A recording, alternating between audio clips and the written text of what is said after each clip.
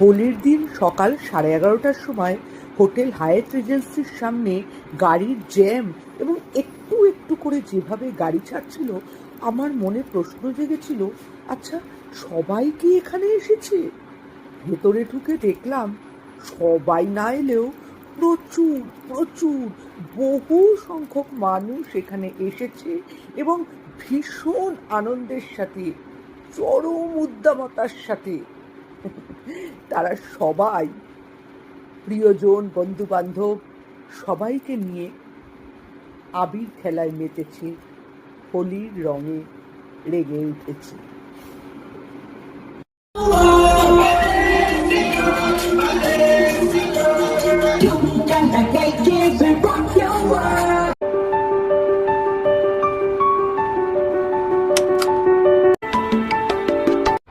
অজস্র রকম খাবার থরে থরে সাজানো ছিল, যেগুলো আপনাদের একটু পরে দেখাচ্ছি। আমি কিন্তু প্রথমেই চলে গেছিলাম ঠান্ডা গোলাপের পাপড়ি দেওয়া কেশরি শরবতে। বেশ কয়েক গ্লাস খেয়ে একদম পেটটা ফুলিয়ে ফেলেছিলাম, আর তারপরে আমিও মেতে উঠলাম কিছুক্ষণের জন্য আবির খেলাতে।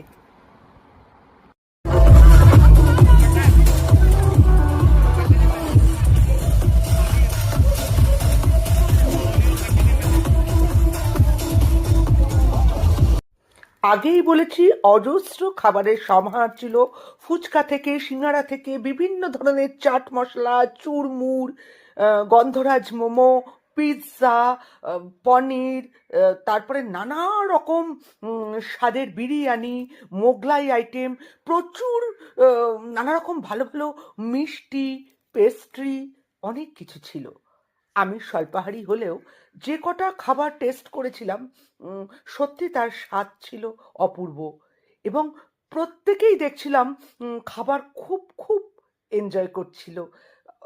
অত আইটেম নিশ্চয়ই একসাথে দেখানো সম্ভব নয়, তাই যেটুকু পারলাম আপনাদের কাছে শেয়ার করলাম।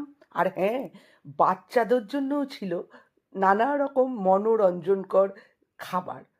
আর ছিল গরম গরম ঘুগনি, পাপড়ি চাট, আর সব থেকে যেটা মজার কথা, এই যে এত খাবার খেয়ে হজম করার জন্য জিরা ওয়াটারও ছিল, আর ছিল নানা স্বাদের লোভনীয় আইসক্রিম। চরম আনন্দ, উৎসাহ, উদ্দীপনার রং খেলায় হায়াত সেদিন ধরা দিয়েছিল অন্য রূপে। সবার মনেই রেগেছিল ভালোবাসার রং।